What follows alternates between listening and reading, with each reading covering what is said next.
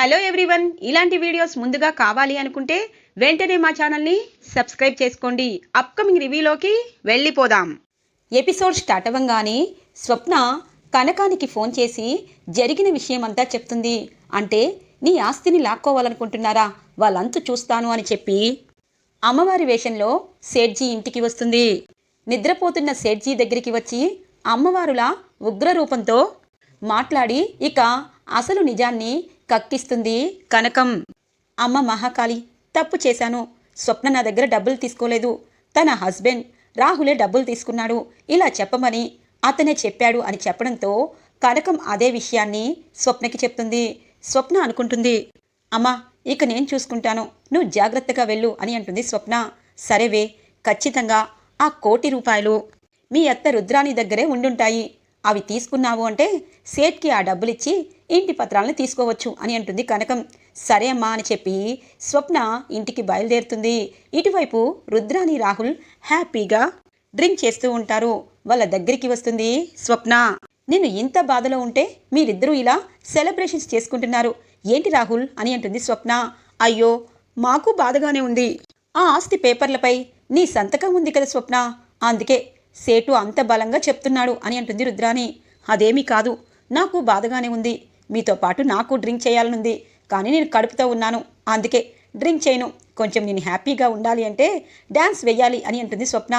అదెంత మాత్రం స్వప్న, డ్యాన్స్ వేద్దాం అని చెప్పి ముగ్గురు ఇక డ్యాన్స్ వేస్తూ ఉంటారు.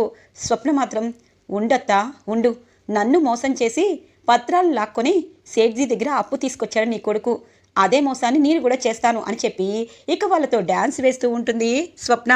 స్వప్న ఇంకా అలసిపోయాను అనగానే ఇంకొక 4 స్టెప్పులత్తా రాహుల్ నువ్వు కూడా అనగానే అమ్మో నా వల్ల కాదు అని చెప్పి ఇద్దరూ అక్కడ పడిపోతారు. ఇదే నాకు కావాల్సింది అని చెప్పి రుద్రాని రూమునంతా వెతుకుతూ ఉంటుంది స్వప్న. ఇక అంతా వెతికినా ఎక్కడ సూట్ కేస్ కనబడదు. ఎక్కడ పెట్టిందబ్బా, ఆ సేటు నిజమే చెప్పాడు కదా, అసలే అమ్మవారు ప్రత్యక్షమైందని భయంతో నిజమే చెప్పాడు అంటే మా అత్త తెలియకుండా బ్యాంకులో వేసిందా, బ్యాంకులో ₹1,00,00,000 వెయ్యాలి అంటే ఖచ్చితంగా అది ఎక్కడి నుండి ఏంటి అన్నది ప్రూఫ్ కావాలి, అంటే ఇంట్లోనే దాచుంటుంది, ఇలా సెలబ్రేషన్స్ చేసుకుంటున్నారంటే అక్కడే అర్థం అవ్వాలి అని చెప్పి అంతా వెతుకుతూ ఇక చీరలో చూస్తుంది. చీరల కింద లాస్టులో ఇక దానిపైన ఎన్నో కప్పేసి ఉంటాయి, అంటే తెలియకుండా ఎంత కవర్ చేశావు అని చెప్పి ఇక సూట్ కేసుని ఓపెన్ చేస్తుంది. అత్త అయిపోయావు, ఇన్ని రోజులు నీ మీద ఇంతో అంతో కొంచెం అభిమానం ఉండేది, ఇప్పుడు శాంతం పోయింది, ఇప్పుడు చెప్తాను అని చెప్పి ఆ సూట్ కేసుని అక్కడి నుండి తీసుకుని వెళ్తుంది స్వప్న. తెల్లగా తెల్లవారుతుంది.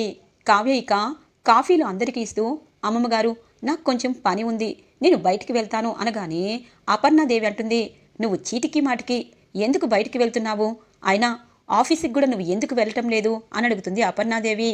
అత్తయ్య కవిగారు ఆఫీస్లో వర్క్ అంతా నాకు చూపిస్తున్నారు, అలాగే ఇంటికి తీసుకుని వస్తున్నారు, నాకు టైం ఉన్నప్పుడు ఆ వర్క్ని కంప్లీట్ చేస్తున్నాను, ఇంట్లో చాలా ఇబ్బందులు ఉన్నాయి కదా, బాబు కూడా ఉన్నాడు కదా అని అంటుంది కావ్య.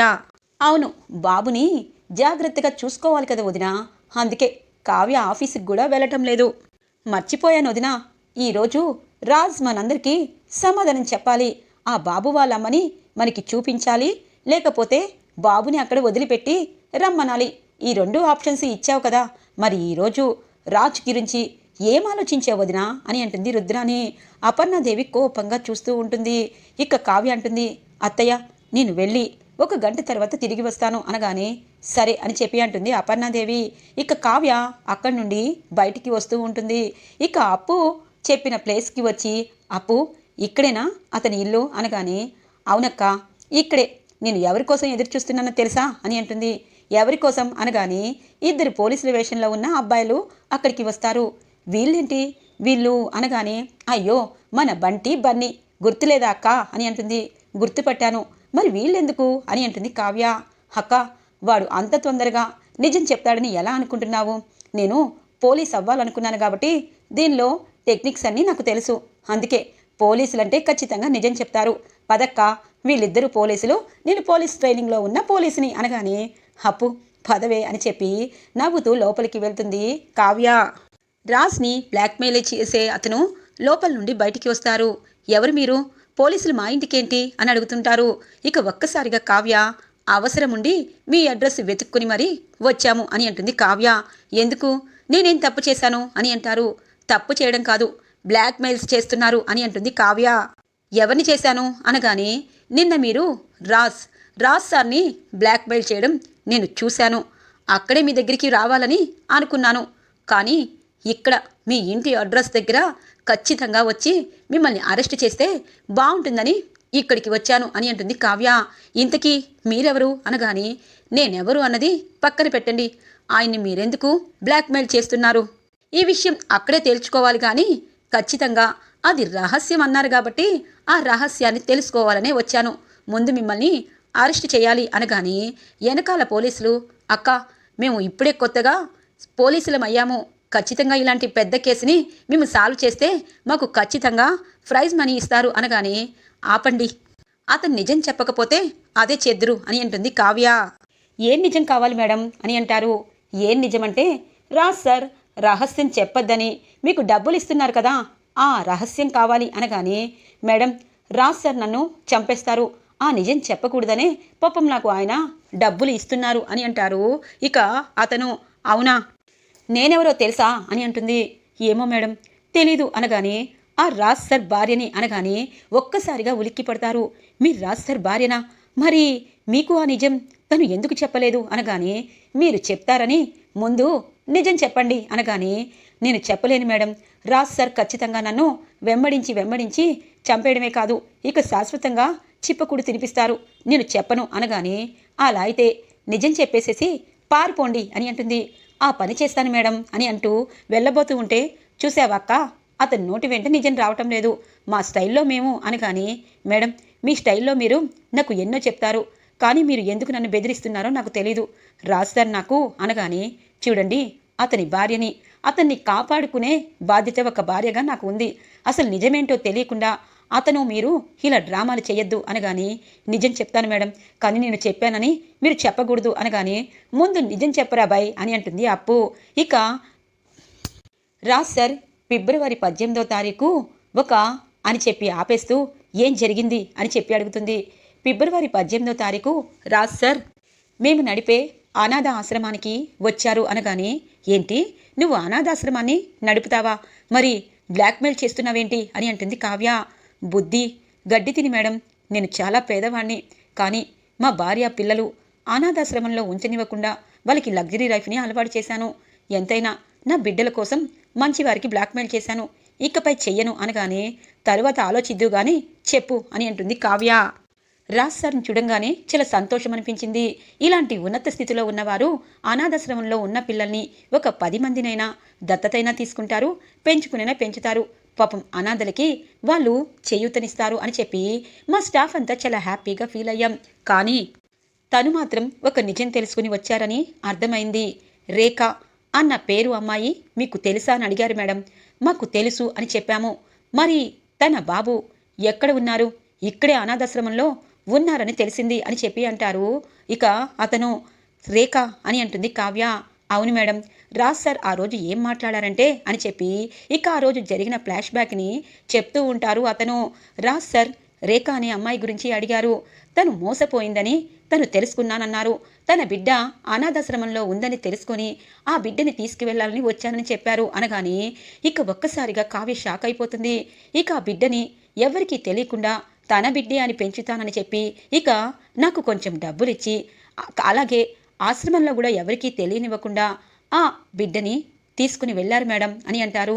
మరి అలాంటి పని చేస్తే నువ్వు బ్లాక్మెయిల్ చేస్తావా? ఇంతకీ ఆ బిడ్డ వాళ్ళమ్మ ఎప్పుడు ఆ బిడ్డని వదిలిందో మీకు తెలుసా అనగానే, తను ఇప్పుడు అమెరికా వెళ్ళింది మేడం, ఎందుకంటే రాజ్ సార్ వాళ్ళ నాన్నగారే ఆ అమ్మాయిని అమెరికాకి పంపించారని తెలిసింది. రాజ్ సార్ గొప్పవారు కాబట్టి నాకు డబ్బులు ఇచ్చారు, అలాగే ఒక ఆడపిల్ల జీవితాన్ని కాపాడాను అన్నారు. ఆ ఆడపిల్ల వాళ్ళ సొంతవారో లేక బయటవారో తెలీదు అని అంటారు. ఇక కావ్య ఆలోచిస్తూ ఇక అక్కడి నుండి బయటికి వస్తుంది. అక్క, రేఖ అంటే రాహుల్ వాళ్ళ చెల్లి పేరు కదా అని అంటుంది. ఒక్కసారిగా కావ్యకి గుర్తుకొస్తుంది. అవునప్పు, రేఖ అంటే రాహుల్ చెల్లె, అంటే రేఖ బిడ్డ తనకి పెళ్లి కాలేదు కదే అనగానే, ఏదో జరిగిందప్పు, అదంతా తెలుసుకొని ఆయన మనెవరికీ చెప్పకుండా ఆ బాబుని తీసుకొచ్చారు అనగానే, అలా అయితే అక్క, బావ ఏ తప్పు చేయలేదే అని అంటుంది. అవును, నాకు తెలుసు. కానీ ఎందుకు ఈ నిజాన్ని దాస్తున్నారు? రేఖకి పెళ్లి కాలేదు. మామయ్య గారు అలాగే ఆయన కలిసి రేఖని అమెరికా పంపించానని చెప్పారు. మామయ్య గారిని అసలు నిజం అడిగి తెలుసుకుంటాను. నువ్వెళ్ళు. థ్యాంక్స్ అప్పు. చిన్నప్పటి నుండి మగవాళ్ళ పెరిగినందుకు ఇలా మాకు హెల్ప్ చేస్తున్నావు అనగానే, అక్క అలా అనద్దు. మన కుటుంబానికి కష్టాలు వచ్చినప్పుడు మనమే కదా సహాయం చేసుకోవాలి అని చెప్పి అంటుంది అప్పు. ఇక కావ్య ఇంటికి బయలుదేరుతుంది. కావ్య ఇంటికి బయలుదేరి వాళ్ళ మామయ్య సుభాష్ని కలుస్తుంది. రాజ్ కూడా గార్డెన్లోకి బాబుని తీసుకుని వస్తారు. ఇక మామయ్య గారు అలాగే ఆయనకి మీరు ఎంతో ఇంపార్టెన్స్ ఇచ్చి నిజాల్ని దాచి ఒట్టులు వేయించుకున్నారు. కానీ ఈరోజు నాకు ఆ నిజం తెలిసింది మామయ్య గారు అని అంటుంది కావ్య. రాజ్ ఒక్కసారిగా ఉలిక్కి పడతారు. అమ్మ కావ్య అని అంటారు. అవును మామయ్య గారు, ఇన్ని నిజాలు తెలిసి కూడా మీరెందుకు ఇంకా ఆయన్ని తప్పు పడుతున్న అత్తయ్య గారికి చెప్పటం లేదు? ఇంట్లో వాళ్ళెవరికి ఎందుకు చెప్పటం లేదు? చెయ్యని తప్పుకి కరిని బిడ్డకి ఆయనకి సంబంధం అంటగట్టుకొని ఆయన మాట్లాడుతూ ఉంటే మీరెందుకు ఆయనకి చెప్పలేదు? ఇంట్లో వారికి ఎందుకు చెప్పలేదు అని అడుగుతుంది. కలవతి, నీకేం నిజం తెలుసు అనగానే, ఇంకాపండి. కుటుంబం కోసం ఏదైనా చేస్తారు అనుకున్నాను కానీ ఇలా మీకు మీరు అవమానపరుచుకుంటారని అస్సలు అనుకోలేదు అని అంటుంది కావ్య. ఇక సుభాష్ అంటారు, అమ్మ కావ్య, నీకే నిజం తెలిసింది అనగానే, రేఖ గురించి తెలిసింది. ఈ బాబు తల్లి రేఖ అన్న నిజం తెలిసింది మావయ్య గారు అని అంటుంది కావ్య. ఒక్కసారిగా ఉలిక్కి పడతారు. తను తప్పు చేసిందో మోసపోయిందో నాకు తెలీదు, కానీ తను కన్న బిడ్డని ఈ ఇంటి వారసుని చేశారు మీ అబ్బాయి.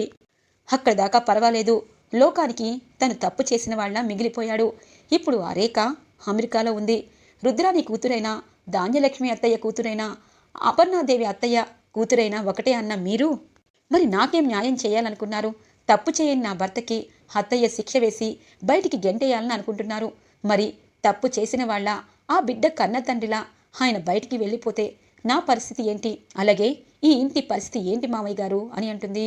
ఇక చూడు కలవతి, నిజం తెలుసుకున్నావు, కానీ చెప్పే పరిస్థితిలో ఇప్పుడు మేము లేము. రేఖ ప్రేమించి మోసపోయింది, చచ్చిపోవాలనుకుంది. కానీ మేమే తనకి నచ్చజెప్పి అమెరికా పంపించాము. తనని సాల్వ్ చేశాక ఆ బిడ్డ తల్లి తను అని ఎవ్వరికీ తెలియకూడదు. ఎందుకంటే పెళ్ళి కాకుండా బిడ్డల్ని కంటే ఆ అమ్మాయి పరిస్థితి ఎలా ఉంటుంది అన్నది మీకు తెలుసు. ఒక దుగ్గిరాల ఇంటి అమ్మాయే ఇంతగా మోసపోయిందా అని మన ఫ్యామిలీ గురించి తప్పుగా వార్తలు ఎక్కుతాయి. అందుకే కొన్ని రోజులు, కొన్ని నెలలు, కొన్ని సంవత్సరాలు, లేకపోతే ఈ నిజం ఎప్పటికీ తెలియకూడదని అనుకుంటున్నాను అని అంటారు రాజ్. నిజమే, మీరు చెప్పింది కరెక్టే. ఒక ఆడపిల్ల మాన ప్రాణాలని, ఒక ఆడపిల్లని గౌరవంగా తన క్యారెక్టర్ని బయటికి తెలియనివ్వకుండా చేయాలనుకోవడం తప్పులేదు. మరి అత్తయ్యకి ఏం సమాధానం చెప్తారు? అత్తయ్య ఈరోజు మీ గురించి నిర్ణయం తీసుకుంటున్నారు. మరి ఆ నిర్ణయానికి కట్టుబడి ఉండాలనుకుంటున్నారా? లోకం దృష్టిలో తప్పు చెయ్యకపోయినా తప్పు చేసిన వాడిలా మిగిలిపోవాలనుకుంటున్నారా అని అంటుంది కావ్య. అది కాలమే సమాధానం చెప్తుంది అని అంటారు రాజ్. ఇక సుభాష్ అంటారు, అపర్ణతో నేను మాట్లాడతాను, తనకి మాత్రం నిజం చెప్తాను అనగానే, అత్తయ్య చాలా నిజాయితీ కలవారు. తన కొడుకుని కూడా తను క్షమించటం లేదు. అలాంటి తప్పు చేయని తన కొడుకుపై ఇలాంటి నింద వేసినందుకు రుద్రాని కూతుర్ని బయటికి తీసుకొస్తుంది మామయ్య గారు అని అంటుంది కావ్య. పాపం సుభాష్ ఆలోచనలో పడతారు. ఇది ఇలా ఉండగా హాల్లో దుగ్గిరాల ఫ్యామిలీ అంతా కూర్చుని ఉంటారు. ఇంతలో సేట్జీ వస్తూ ఉంటారు. ఇక స్వప్న సేట్జీకి నేనే రమ్మన్నాను అని చెప్పి, సేట్జీ పత్రాలు తీసుకుని వచ్చారా అని అంటుంది. ఆ తీసుకుని వచ్చానమ్మా, సుభాష్ గారు నాకు డబ్బులు ఇస్తానన్నారు కదా, అందుకే అనగానే, సరే అని చెప్పి సుభాష్ ₹1,00,00,000 చెక్కుని సేట్జీకి ఇవ్వబోతూ ఉంటే, ఆగండి మావయ్య గారు, మీరేమీ ఇవ్వక్కర్లేదు అని అంటుంది స్వప్న. రుద్రాని రాహుల్ ఇదేంటి, సుభాష్ ఏదో సైన్ చేసి ₹1,00,00,000 ఇచ్చేస్తుంటే ఇది ఆపుతుంది ఏంటి దీనికి అని చెప్పి, ఏ స్వప్న, అప్పు చేశావు, కడుపుతో ఉన్నావని అందరూ క్షమించి నిన్ను వదిలిపెడితే డబ్బుని అన్నయ్యని ఇవ్వద్దంటున్నావు. ఎవరిస్తారు? రాహుల్ ఇస్తాడా నేనిస్తానా అని అంటుంది. మీ మొఖాలు ఇచ్చే మొఖాలా, కొట్టేసే మొహాలు కాబట్టి మీరు ఎప్పటికీ ఇవ్వరని నాకు తెలుసు. ఒక్క నిమిషం సేట్జీ అని చెప్పి పైకి వెళ్ళి సూట్ కేసుని తీసుకుని కిందికి వస్తూ ఉంటుంది. రాహుల్ రుద్రాని ఒక్కసారిగా షాక్ అయిపోతారు. ఇద్దరు పైకి నించుని అలాగే చూస్తూ ఉండిపోతారు. స్వప్న ₹1,00,00,000 సేట్కిచ్చి ఆ పత్రాలను తీసుకుని అమ్మమ్మ గారి చేతిలో పెడుతుంది. సేట్జీ వెళ్ళిపోతారు. ఏంటమ్మమ్మగారు ఆశ్చర్యపోతున్నారు? ఏంటి స్వప్న ఇంటి పత్రాలని తాకట్టు పెట్టకుండా ₹1,00,00,000 ఆయన దగ్గర తీసుకున్నా ఇలా మళ్ళీ ఇచ్చేసిందని ఆశ్చర్యపోతున్నారు కదా? కానీ ఇదంతా నిజం కాదు. ఆ ₹1,00,00,000 నేను తీసుకోలేదమ్మమ్మగారు. ఇదిగో ఈ రుద్రాని అత్త, మా రాహుల్ ఇద్దరూ వేసిన ప్లాన్. నా పైన పెళ్ళైనప్పటి నుండి ఏదో ఒక ప్లాన్ వేసి నన్ను ఇంటి నుండి బయటికి గెంటేయాలనుకుంటున్నారు మా అత్త రాహుల్. ఇగో సేట్జీకి రాత్రి మా అమ్మ గట్టిగా వార్నింగ్ ఇస్తే అసలు నిజం చెప్పాడు. ఇక మీకు ఆ విషయం తెలిస్తే ఆ సేట్జీని పోలీస్ స్టేషన్లో పెడతారని కాళ్ళ వెళ్ళా పడ్డాడు. అందుకే ఇంటి పత్రాలు తీసుకొని వీళ్ళు తీసుకున్న ₹1,00,00,000 ఇచ్చేశారు. అలాగే వీళ్ళు తీసుకున్నారని ప్రూఫ్ కూడా నా దగ్గర ఉందమ్మగారు అని చెప్పి ఇక సీసీ ఫుటేజ్ ఓపెన్ చేసి అందరికీ చూపిస్తుంది స్వప్న. రాహుల్ తన దగ్గర డబ్బు తీసుకోవడం, తానే సంతకాలు చేయడం ఇవన్నీ ఇక సీసీ ఫుటేజ్లో రావడంతో ఒక్కసారిగా ఇద్దరు స్టన్ అయిపోతారు. ఛీ ఛీ, ఎప్పటికీ మీరు మారరా? అసలు ఏమనుకుంటున్నావు రుద్రాని? కొడుకు తప్పు చేస్తే తల్లిగా నువ్వు వాణ్ణి మంచి మార్గంలో నడిపించాలి. కానీ వాడికే నువ్వు సరైన మార్గం నేర్పించకుండా కోడల్ని ఇంతగా బాధ పెడతావా? అసలు మీరు మనుషులేనా? కడుపుతో ఉన్న కోడలికి ఏం తింటావు, ఏం చెయ్యాలమ్మా అని చెప్పి అడగాలి తప్పించి ఇలా నువ్వు కోడల్ని టార్చర్ చేస్తావా, తన్ని ఇబ్బంది పెడతావా అని అంటారు ఇందిరాదేవి. అత్తయ్య, ఈ విషయం నాకు ఎప్పుడో అర్థమైంది. ఈ రుద్రాని స్వప్న దగ్గర ఆస్తి పేపర్లు కొట్టేసిందని నాకు ఆ రోజే డౌట్ వచ్చింది. తాకట్టు అన్న విషయం తన నోటి వెంట ఎప్పుడొచ్చిందో అప్పుడే నాకు డౌట్ వచ్చింది. చూడు రుద్రాని, ఎందుకు నువ్వు ఈ ఇంటికే కాదు నీ కోడలి దగ్గర కూడా దిగజారిపోతున్నావు? తప్పు చేసిన వారిని దండించాలని నాకు చెప్పావు. నువ్వు తప్పు చేస్తున్నావు. ఇప్పుడు నీ కొడుకుని నిన్ను ఏం చెయ్యాలి అనగాని స్వప్న అంటుంది, ఇంటి నుండి బయటికి గెంటేయండి ఆంటీ అని అంటుంది స్వప్న. అక్క, అలా మాట్లాడద్దు. చూడండి రుద్రాని గారు, ఒకటి మాత్రం నిజం. మనం చేసిన తప్పులు మన పిల్లలకి రాయిలా తగులుతుందని దేవుళ్ళు పెద్దవారు చెప్తూ ఉంటారు. అవి ఏంటో అనుకున్నాను. ఆడపిల్లల జీవితాలతో ఆడుకుంటున్న రాహుల్ గారిని మీరు వెనకేసుకుని వచ్చి మీ పెంపకానికే మచ్చ తీసుకొచ్చారు. కొడుకుని సరైన మార్గంలో పెడితే ఖచ్చితంగా ఆయనలా బిజినెస్ చేసేవారు. కానీ ఆ విషయంలో మీరు ఎప్పుడూ తన్ని ఎంకరేజ్ చేయలేదు. చెడ్డ పనుల గురించే రాహుల్కి నూరిపోస్తూ ఉన్నారు. అలాగే మీ కూతురు గురించి ఎప్పుడైనా ఆలోచించారా? పెళ్ళేడు ఉన్న అమ్మాయి ఏం చేస్తుంది, తను ఎక్కడ ఉంది, అలాగే చదువు ఎలా ఉంది అన్నది ఎప్పుడైనా అడిగారా? అడగరు. కూతురు ఎలా ఉన్నా సరే ఎక్కడో అమెరికాలో ఉందని గర్వంగా మాట్లాడతారు. ఒకటి మాత్రం నిజం, మనం చేసిన తప్పులు మన పిల్లలకి శాపాలు అవుతాయి. అవి గుర్తుపెట్టుకోండి. ఎదుట ఆడపిల్ల జీవితంతో ఆడుకుంటే మన పిల్లల జీవితాలతో ఎదుటివారు ఆడుకుంటారు. అది మీకు జరగకుండా చూసుకోండి. ఇంకొకసారి మా అక్కని ఇలా మీరు అందరి ముందు బదనాం చెయ్యాలి అనుకుంటే తను కాదు, నేను ఊరుకోను అని అంటుంది కావ్య. ఈరోజు ఎపిసోడ్ ఇలా ఇంట్రెస్టింగ్గా ఎండ్ అవుతుంది ఫ్రెండ్స్. రాబోయే ఎపిసోడ్స్ కోసం మా ఛానల్ని సబ్స్క్రైబ్ చేసుకోండి. Thanks for watching friends.